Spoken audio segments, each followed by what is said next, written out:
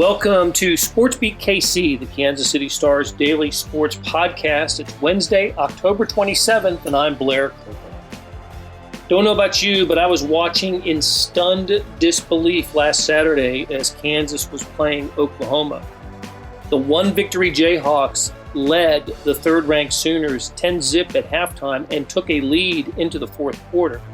Oklahoma prevailed behind the remarkable second half of freshman quarterback Caleb Williams, but this was an eye-raising moment for Coach Lance Leipold's team. So what to take from it? Well, the previous game, Kansas fell behind Texas Tech 41-0, and they've been non-competitive in a couple other games this season. Are we to expect an Oklahoma-like effort going forward?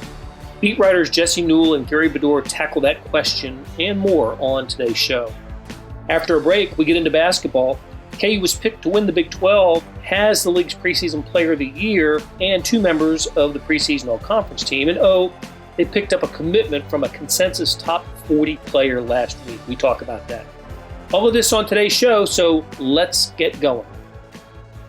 Talking with Jesse Newell and Gary Bedore about KU sports, which means we're going to talk some football and some basketball. And I can't remember the last time we did a show involving the Jayhawks that started with football, but that's how big the news was on Saturday. Both of you guys were at Memorial Stadium. I was watching on TV, had contemplated coming over because I wanted to see Caleb Williams, right, and see what the star freshman quarterback for Oklahoma was all about. And, of course, he made a huge impact in the game in the second half. But I just want to spend some time talking about the first half and the not just the 10-0 KU lead, but the stats. They dominated the stats. I couldn't believe what I was seeing, Jesse. And I wondered what were you thinking at halftime of this game? This is the formula, right? I mean, Gary can speak to this too with basketball, and Bill Self will easily and readily admit this.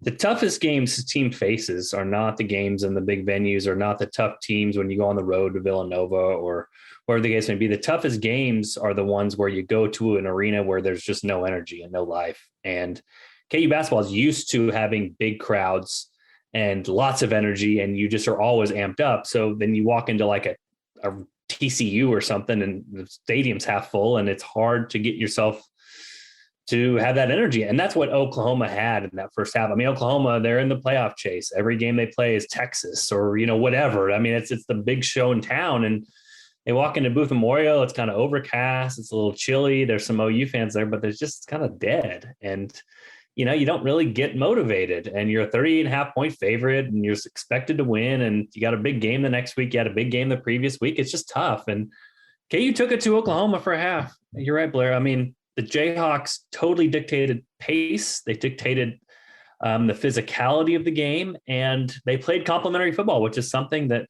Lance Leipold's talked a lot about. I mean, this defense needs a lot of help, and the way to give them a lot of help is to start out with a 14-play drive and then follow that up with another long drive and get a field goal. And Oklahoma had the ball 3 times in the first half and was not successful. One was an interception, and then one was a fourth down stop, another was a punt. So KU did exactly what it needed to do. Obviously, I think Oklahoma sort of shook out of it late in the game, and Caleb Williams made 2 just unbelievable plays that probably only happened against Kansas football to help secure that victory. So, hats off to him for making, Heisman caliber plays at the moments when the Sooners needed them. But for a game, I think this is, again, I've talked so much about comparing KU to K-State in this regard, where they slow the game down, they limit plays. Even if you're more talented, they're going to, K-State usually under Snyder would out-execute you, and that's exactly what Kansas did for a half. They were physical. They got the blocks in. They had a physical running back. They made the plays on third downs. They made the crucial plays, and they really took it to Oklahoma and showed how you can compete if you're Kansas against a team that is like Oklahoma. So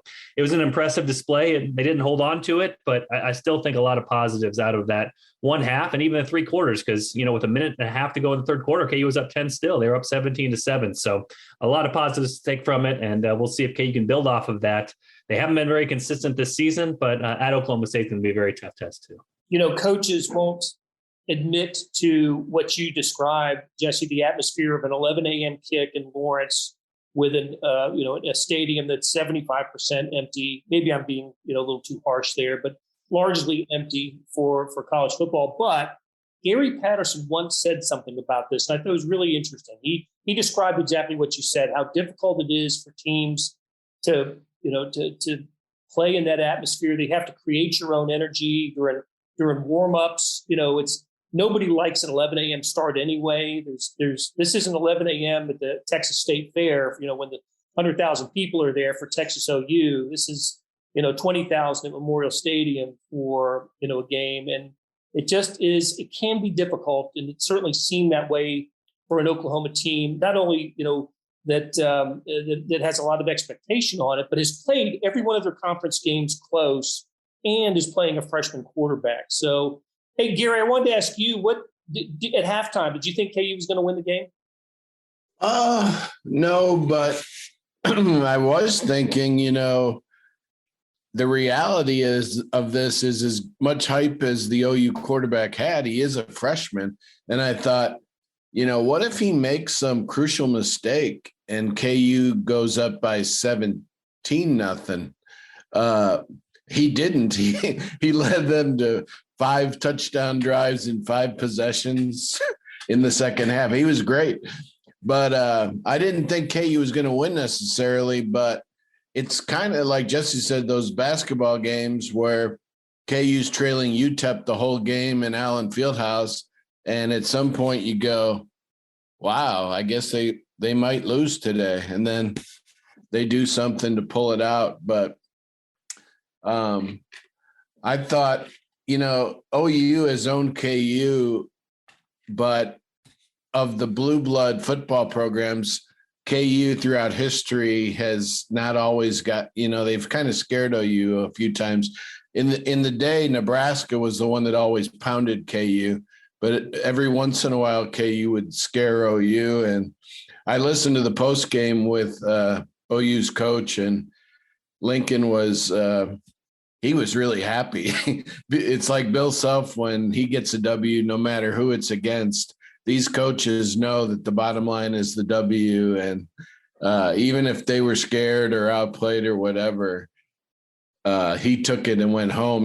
KU practices in the morning, I think, still all year, and they were probably just loving the 11 a.m. thing. They're used to it by now, and OU appeared to be dead. I mean, maybe they weren't, but KU sure seemed to be more into it for whatever reason. Yeah, Gary, as you were talking about that and the basketball equivalency, I seem to recall a game last year in either late November or December playing in empty Allen Fieldhouse, right? Because of COVID. It was at North Dakota that came in, or North Dakota State, one of those. North Dakota State. And led KU darn near the whole game, right? And I'm thinking, this is going to be terrible. But it was, again, an early season game, bad atmosphere, KU probably not up for it.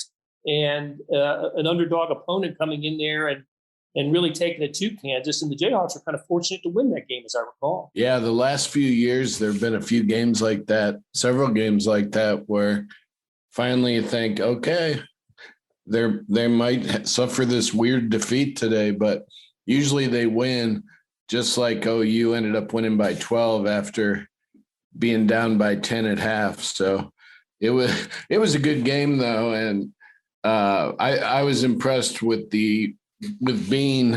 I thought he had a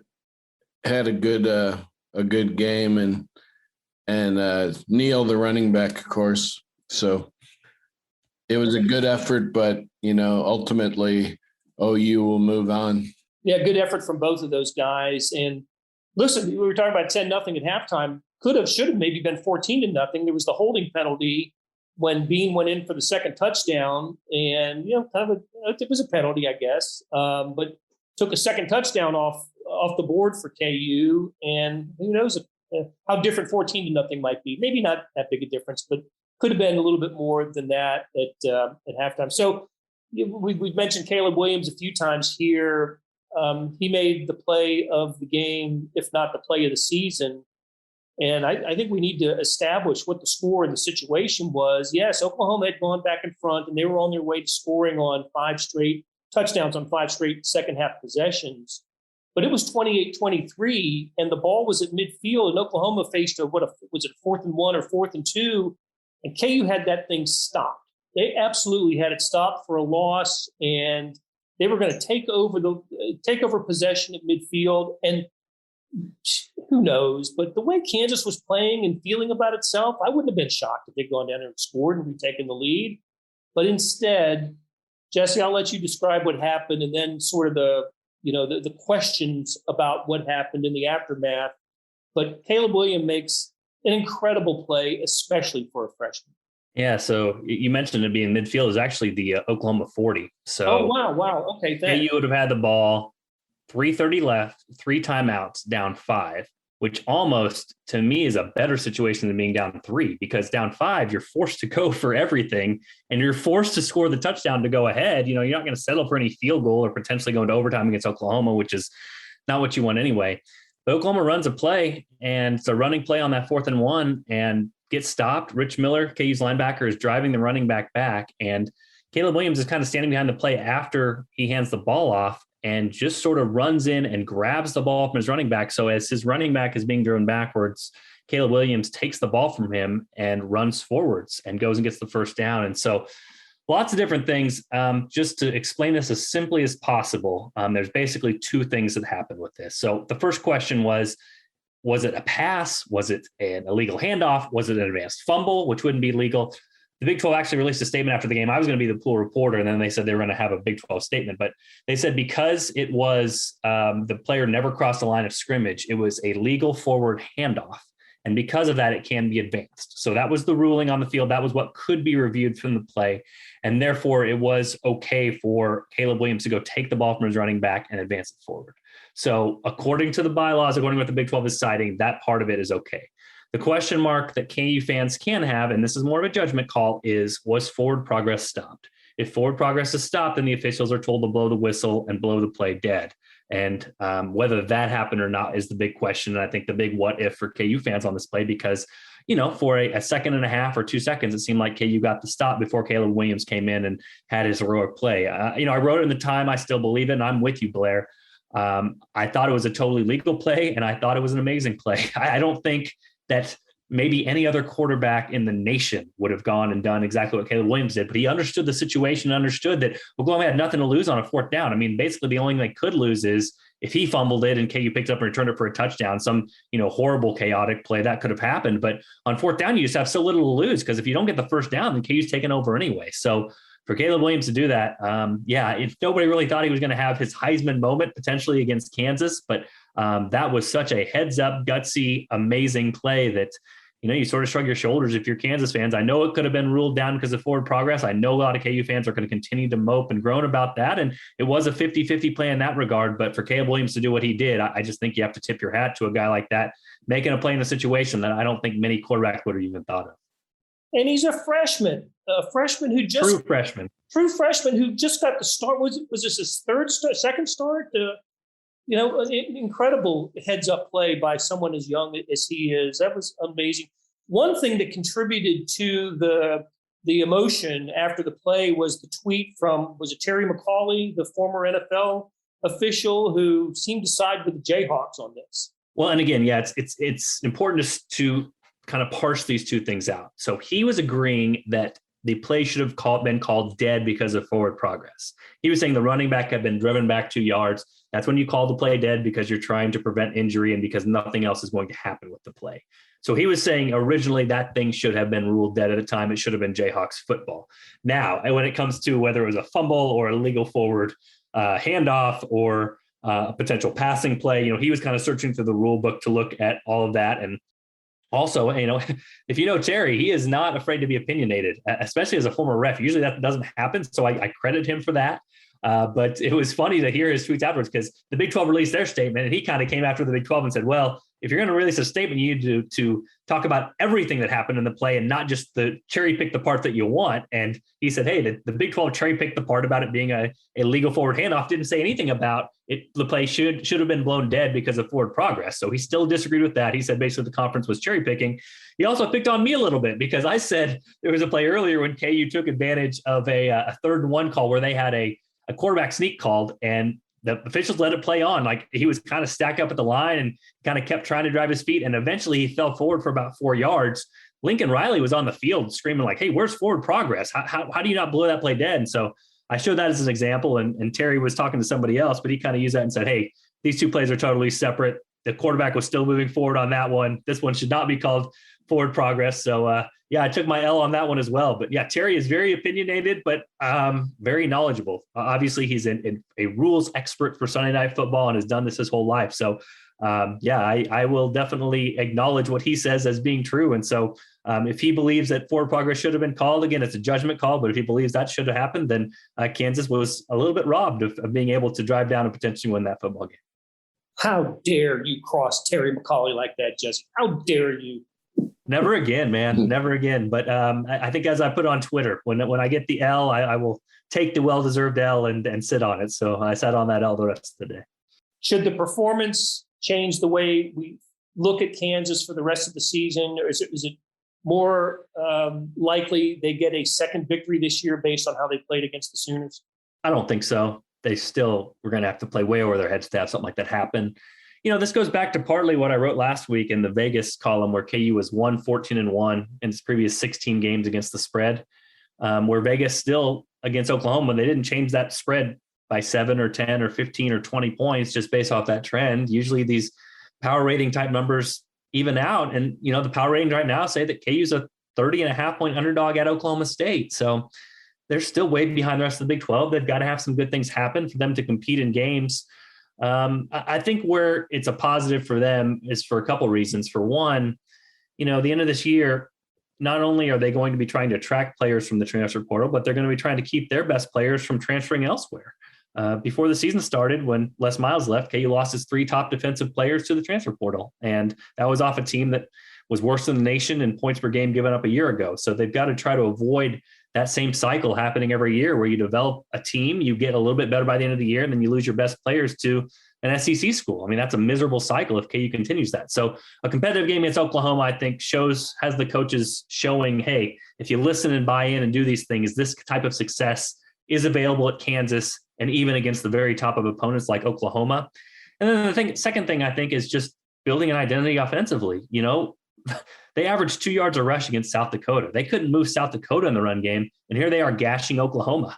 Devin Neal is just running like a madman. I mean, he might be a future star, and he's most likely going to stick around Lawrence because he's a Lawrence kid and understands the rebuild and wants to be a part of something like this. So the fact that they can run the game and control some tempo and have some success in that part of the game, again, we talk about the old Bill Snyder model with K-State. If you're able to do that, limit possessions and kind of impose your will on another team, you've got yourself a chance. And if Kansas can do that on a weekly basis against Big 12 opponents, they're going to give themselves a chance. Will they win the games? Probably not, but will they be competitive or more competitive than they have been? There's definitely an opportunity for that. All right, sounds good. We're going to take a break here, and when we come back, I guess we'll talk basketball with KU. We'll be right back. Hey, it's Blair. We have a special subscription offer for SportsBeat KC listeners, unlimited digital access to the Kansas City Star's award-winning sports coverage. Sign up now for 1 year of Sports Pass for access to all the sports news, features, and columns presented on the kansascity.com site, and it's only $30. That's a 40% savings off our regular rate. Your subscription will automatically renew after the initial term at $50 unless you tell us to cancel. Your subscription helps support the sports coverage of kansascity.com and the Kansas City Star, and that support has never been more important. Please visit kansascity.com/SportsBeatKC offer to get this special offer. And as always, thanks for listening.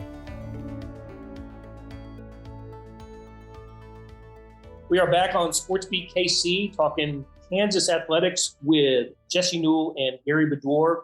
Gary, we haven't talked KU basketball in several weeks. Lots happened to the Jayhawks in a preseason way.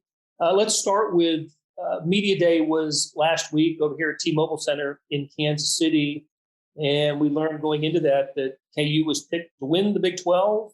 I don't remember if they were picked to win it last year. Were they the choice last year as well? No, I think Baylor was expected to win, and they did. Yeah, won it all, in fact.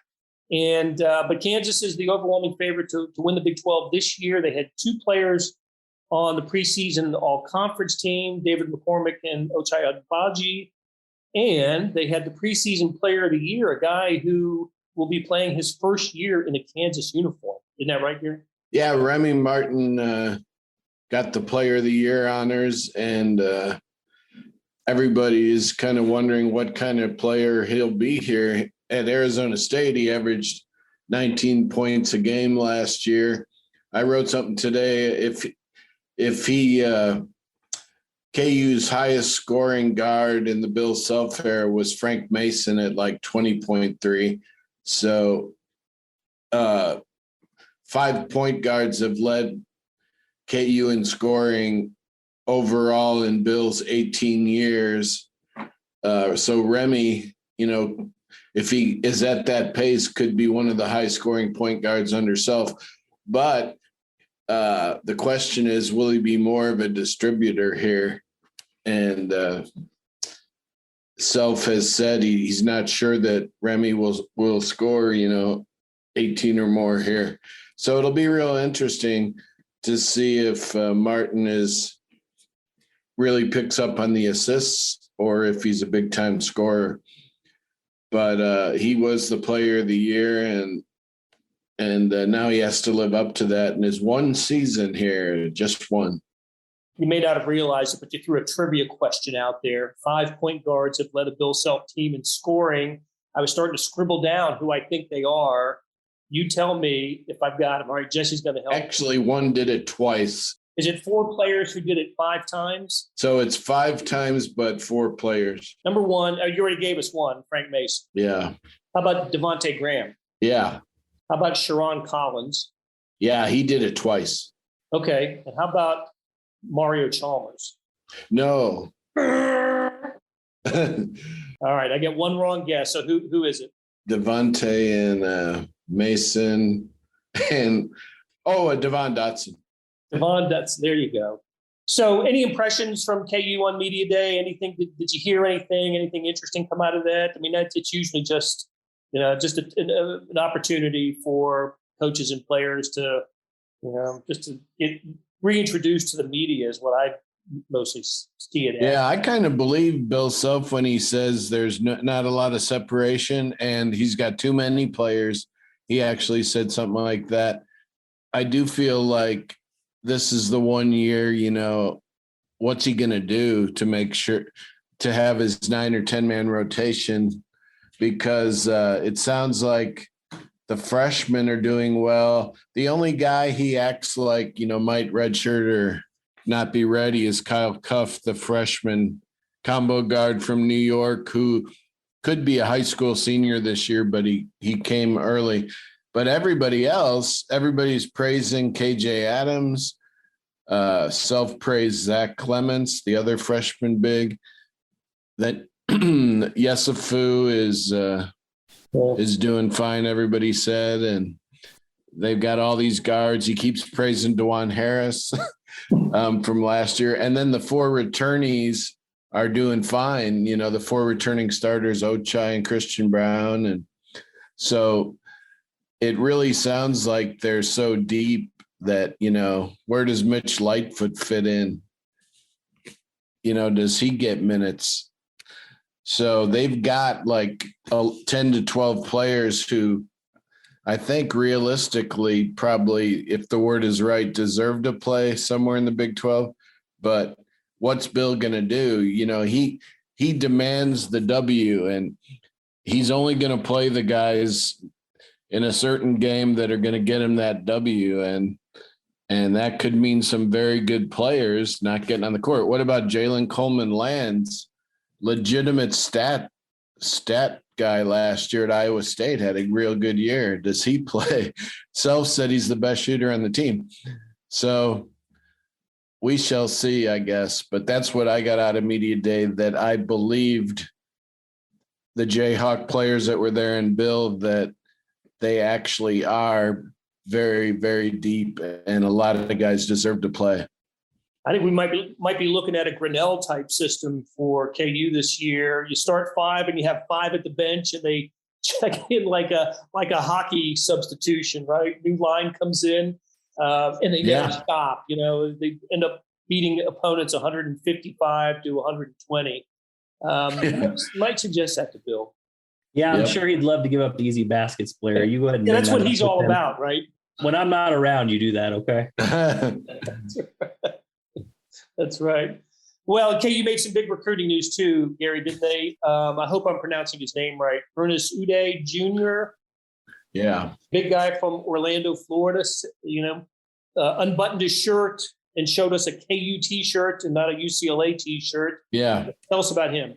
Yeah, KU beat out UCLA for him, but he was recruited by everybody. There's three bigs that the Blue Bloods all wanted. Adam Bona is probably going to go to UCLA or Kentucky. A guy named Johan Traore is going to decide in the spring. He's like a 7-footer. So Bill wanted one of those three. I guess most people think Bona's the best of the three, but Edeh is just another guy that can block, big guy, 6'10", 6'11", block shots, dominate around the goal. So I think the consensus is still needs work on the jumper. So probably like a lot of bigs Bill's brought in, but their recruiting class has been ranked 3rd by the 2 major services. And with MJ Rice, a top 20 player, 6'5", Grady Dick, Zuby from Texas, big man, Self's doing really well. And if somehow he could land Brandon Miller on November 1st, KU, Alabama, Tennessee State, and the pros, this guy is a legit top 10 player. That would be an amazing class and, would make you wonder if KU does ever get NCAA probation, what's going to happen to this class? Because it's already a good class, but if they get Brandon Miller or Mark Mitchell, formerly Miege, who's really good, and Chandler Jackson, a point guard from Tennessee, probably not going to get him, but still has KU on his list. Self and his assistants are turning in a big-time recruiting year. Yeah, you took the words out of my mouth, Gary, about Bill and the NCAA situation. I know there were years ago when this became an issue. That was a story, how it was going to impact recruiting. Maybe so much time has passed that for recruits anyway, it's like, just let me know what's going to happen. But meanwhile, I'm going to commit to Kansas. Yep. And in the case of Edeh, he talks about how he wants the teaching of the big man, and that's Kansas has a good reputation for that. Yep. Norm Roberts does a good job with the bigs, and it's amazing the amount of players that have come in and also transferred out the last few years. It's been really crazy, and he could even add 2 or 3 more players to this class, which if he doesn't get those high schoolers I mentioned, he'll probably hit the portal again, and it'll be another 8-man class because they're going to lose some guys. And it's insane what's going on in college with the roster movement. It absolutely is. That'll be the topic of another show for us. Yeah. And we could spend a whole day on that. So, but we're going to wrap it up here today. Big thanks to Gary Bedore and Jesse Newell for spending some time talking KU hoops with us, and we'll talk to you guys again next week. That'll do it for today. Thanks to our SportsBeat KC production staff of Beth Welsh, Monty Davis, Jeff Rosen, and Chris Pickett. Tip of the cap to Gary Bedore and Jesse Newell for stopping by and talking KU Jayhawks. Links to their stories can be found in the show notes and on kansascity.com. So let's talk about the morning sports edition. If you're not seeing it, you're really missing out. On kansascity.com, go to the Stars e-edition. That's a replica of the printed newspaper on your screen that comes with your digital subscription. Well, now there's an updated sports section produced separately that goes along with it. When you open the e-edition, there's a box in the upper right-hand corner that says All Editions. Click on that and you can access, anywhere from 25 to 50 pages of sports. Maybe get a link in your email. That's how I get it. It's there by about 6 a.m. every morning. However you get it, it is access to complete coverage of the previous day's sports news, features, statistics, everything. It's fantastic. Thanks for reading the Star and listening to our podcast lineup. You're helping support the best sports and news coverage in Kansas City, and we could not produce programs like SportsBeat KC without you. We'll be back on Thursday talking Chiefs. That's a little programming note. We usually come to you on Friday with our SportsBeat Live. This week it's going to be Thursday. So Chiefs SportsBeat Live on Thursday. That'll become a podcast later in the day. Hope you will tune in.